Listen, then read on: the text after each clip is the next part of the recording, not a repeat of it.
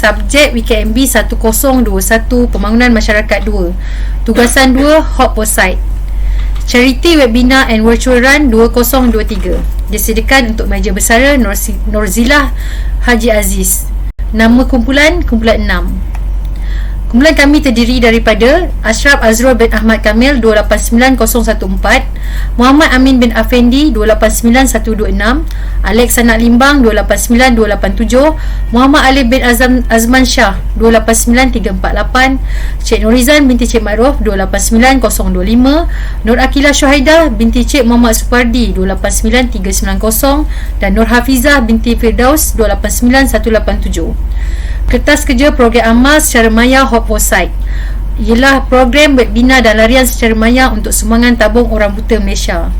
Kertas kerja ini dihasilkan untuk memohon kebenaran dari Pusat Pendidikan Profesional dan Lanjutan Pacir UUM bagi pelaksanaan suatu projek khidmat masyarakat sebagai memenuhi keperluan kursus WKMB 1021 Pembangunan Masyarakat 2. Program yang dirancang bertujuan untuk memberi kesedaran kepada masyarakat tentang pentingnya amalan cara hidup sihat melalui berjalan atau berlari dan dalam masa yang sama menyumbang kepada tabung orang buta di negara ini.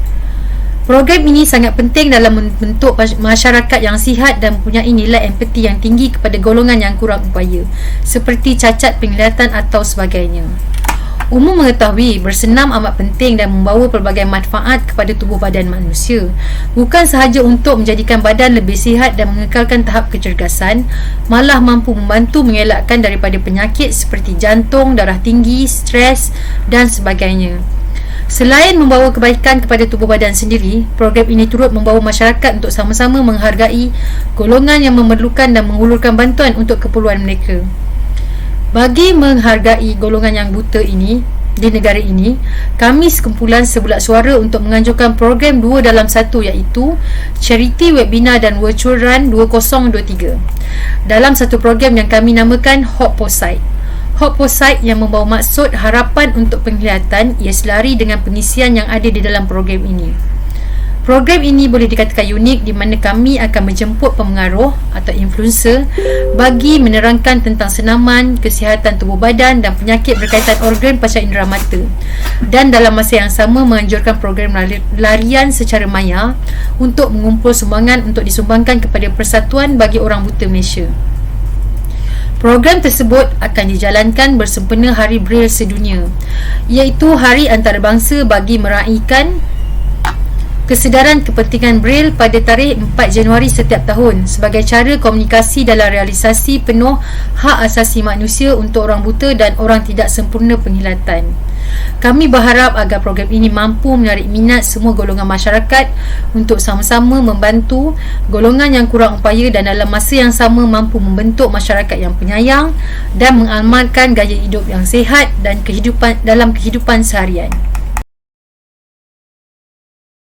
Di antara objektif program ini diadakan adalah bertujuan untuk memberi kesedaran kepada masyarakat di semua peringkat umur tentang pentingnya amalan cara hidup yang sihat sama ada dengan cara berjalan maupun berlari, membentuk masyarakat yang mempunyai tahap kecergasan yang tinggi dan sentiasa mementingkan aktiviti yang sihat terhadap tubuh dan badan.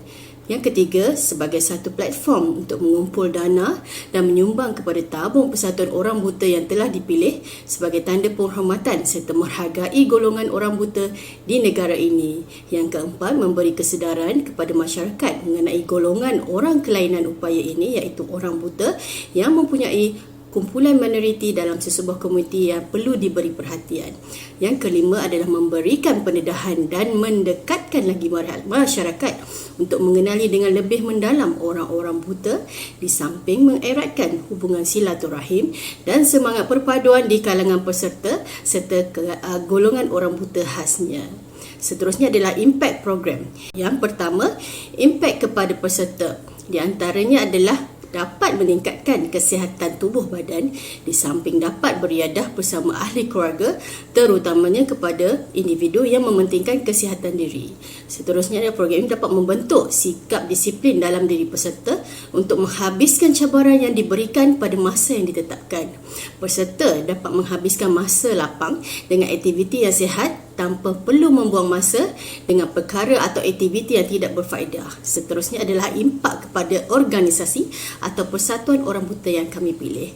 Larian amal ini menjadi salah satu medium dan platform untuk membantu dan meringankan beban kewangan badan atau persatuan orang buta yang dipilih. Seterusnya dapat mendedahkan golongan sasar iaitu orang buta mereka dengan aktiviti luar seperti menjalinkan hubungan yang sihat dengan masyarakat setempat. Dan impak yang terakhir kepada persatuan yang kami pilih ialah secara tidak langsung ia memberikan rangkaian sokongan dan motivasi yang kuat kepada golongan orang buta bahawa mereka masih dipandang tinggi dan disayangi. Impak seterusnya adalah kepada masyarakat. Ia akan membentuk jati diri yang kental dan melahirkan masyarakat yang sentiasa prihatin dan penyayang. Yang kedua, dapat memupuk semangat perpaduan dan saling menjaga kepentingan bersama agar menjadi masyarakat yang aktif, sihat dan cergas. Yang terakhir, dapat memberikan pengalaman yang kepada masyarakat untuk turut sama berbakti dan menyelami kepayahan sebenar orang buta agar kita lebih peka kepada kebajikan mereka serta membentuk dan melahirkan masyarakat yang celik IT memandangkan virtualan ini dijalankan menggunakan aplikasi media sosial dan teknologi. Yang terakhir adalah impak kepada negara. Imej Malaysia akan sentiasa dipandang tinggi kerana adanya komuniti yang sentiasa peka dan prihatin terhadap golongan minoriti yang kurang upaya ini. Kemudian program ini sekaligus dapat membantu merancangkan ekonomi negara dengan adanya sumbangan daripada pelbagai sektor dan NGO dalam menyumbang untuk tujuan kebajikan. Matlamat utama program ini adalah bagi memberi kesedaran kepada orang ramai untuk mengamalkan gaya hidup sihat sambil beriadah secara santai. Selain itu, program ini merupakan salah satu inisiatif kami sebagai penganjur untuk menyemarakkan lagi sambutan Hari Braille dan golongan orang buta yang merupakan golongan minoriti di Malaysia. Matlamat teknikal adalah memastikan objektif program mencapai sasaran dan memberi impak kepada pelajar dan masyarakat serta memastikan program yang dijalankan berjalan lancar mengikut tempoh masa yang diberikan. Bagi matlamat pelaksanaan pula, ianya memberi pendedahan kepada masyarakat umum tentang kepentingan gaya hidup sihat dan kepentingan penjagaan pancara indera mata itu sendiri. Program Bual Bicara ini dapat memberikan kesedaran kepada semua lapisan masyarakat tentang aspek senaman dan tentang kesihatan, terutamanya penjagaan mata. Ianya juga dapat meningkatkan kesedaran dan melahirkan warga yang penyayang dan menghargai golongan kelainan upaya seperti orang buta dan mewujudkan keharmonian dan perpaduan kaum itu sendiri di kalangan rakyat di Malaysia. Skop bidang tumpuan program ini adalah memberikan bimbingan dan kesedaran tentang kepentingan amalan gaya hidup sihat kepada semua lapisan masyarakat. Ianya mengadakan perbincangan berkenaan senaman dan kesannya kepada rakyat negara ini.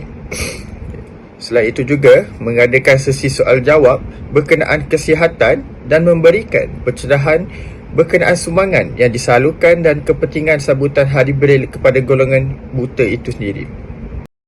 Bagi kumpulan sasaran program ini, ianya terbuka kepada seluruh warga negara Malaysia yang berumur 18 tahun ke atas.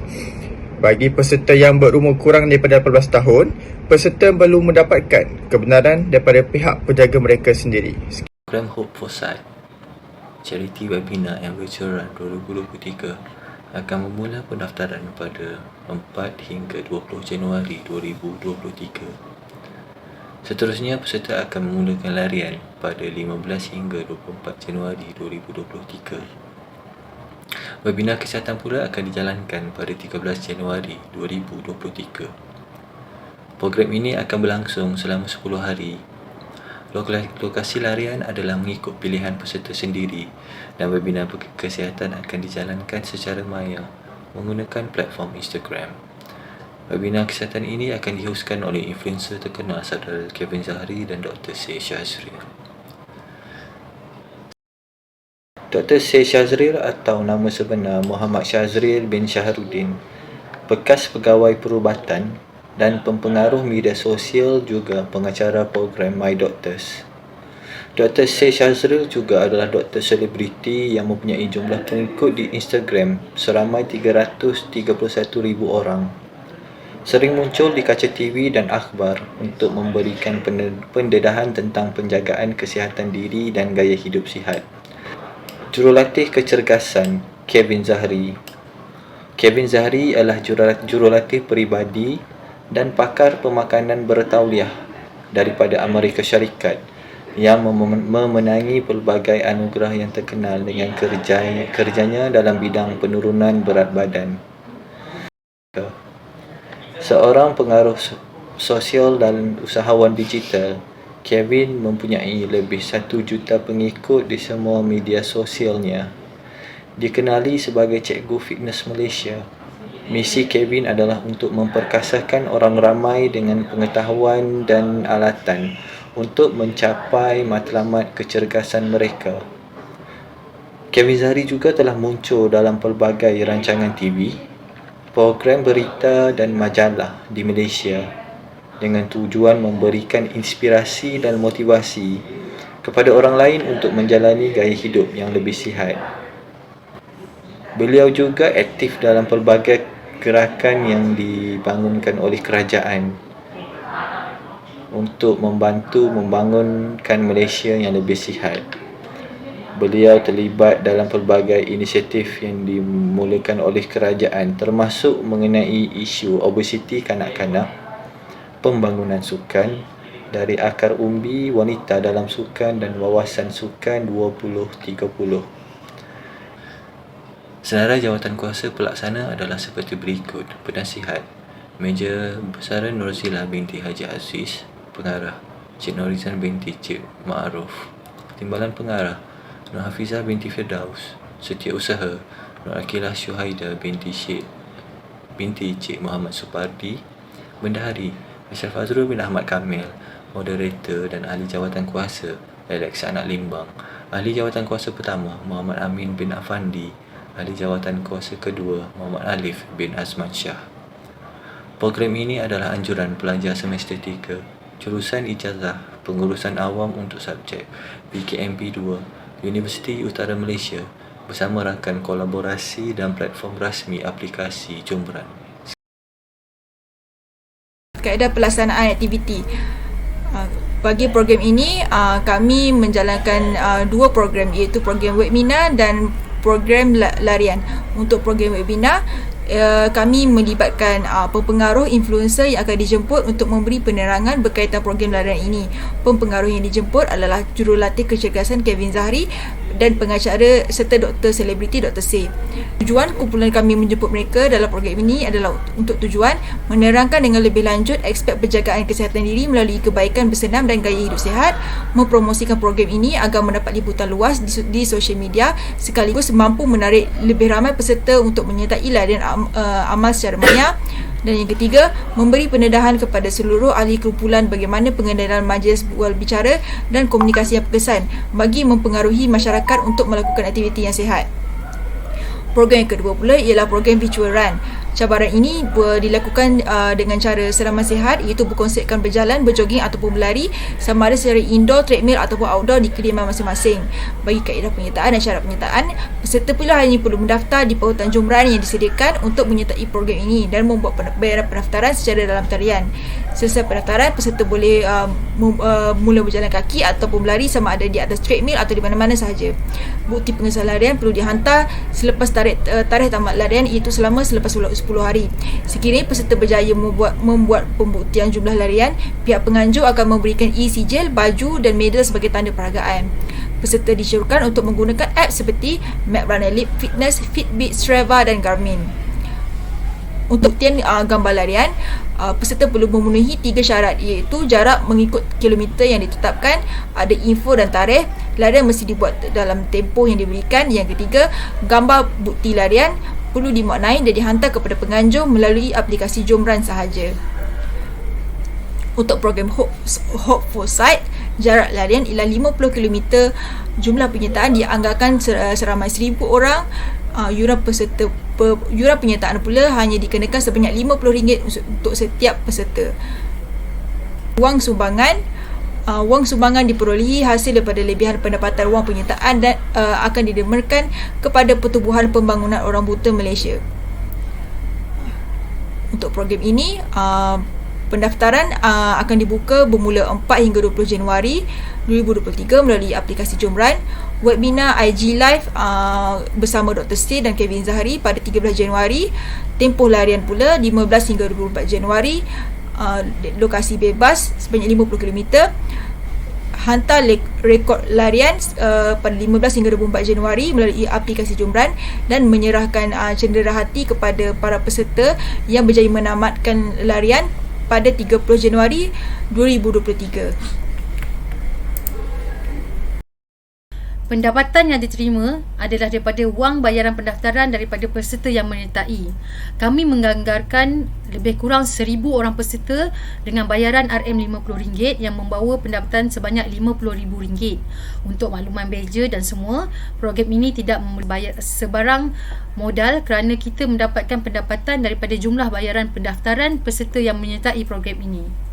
Bagi perbelanjaan pula, kami hanya akan menggunakan untuk beberapa perkara berikut. Antaranya ialah banner dan poster RM300, baju bagi 1,000 orang peserta didarabkan dengan RM15 setiap satu berjumlah RM15,000, medal bagi 1,000 peserta didarabkan dengan RM5 jadi RM5,000, sijil penghargaan yang akan kami sendiri keluarkan sebanyak RM200. Jumlah perbelanjaan keseluruhan RM20,500. Lebihan pendapatan daripada jumlah pendaftaran bayaran RM50,000 ditolak dengan jumlah perbelanjaan akan memperolehi lebihan pendapatan sebanyak RM29,500. Lebihan pendapatan sebanyak RM29,500 ini akan didermakan sepenuhnya ke Pertubuhan Pembangunan Orang Buta Malaysia. Sebagai contoh, kami ada sertakan contoh cek sumbangan. Di sini juga 11.2 contoh baju, medal dan sijil penyertaan bagi peserta yang menyertai pertandingan ini. Contoh surat mohon kerjasama dari pihak universiti kepada untuk menjalinkan hubungan bersama dengan Pengarah Pertubuhan Pembangunan Orang Buta Malaysia.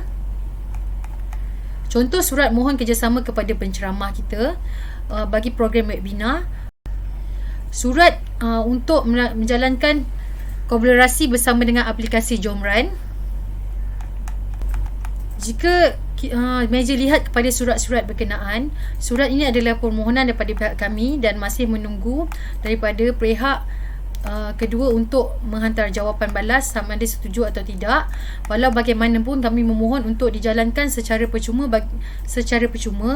kerana dalam menyiapkan tugasan yang telah diberikan, pelbagai pengetahuan baru yang telah kami ketahui. Kami juga dapat mengenal pasti kekurangan dan kelebihan yang ada pada diri masing-masing dalam menyiapkan tugasan ini. Pada mulanya, terdapat beberapa kekurangan yang kami hadapi kerana tidak pernah membuat sebuah kertas kerja bagi sebarang aktiviti sebelum ini. Oleh itu, kami telah meminta bantuan daripada pensyarah kami, Major B. Nozilah binti Haji Aziz untuk mendapatkan contoh kertas kerja, rujukan dan beberapa sumber daripada internet. Maklumat yang kami perolehi adalah amat terhad, jadi kami menunjuk kepada format kertas kerja yang telah dipelajari dalam kelas untuk membentuk kertas kerja yang tersendiri bagi program tersebut.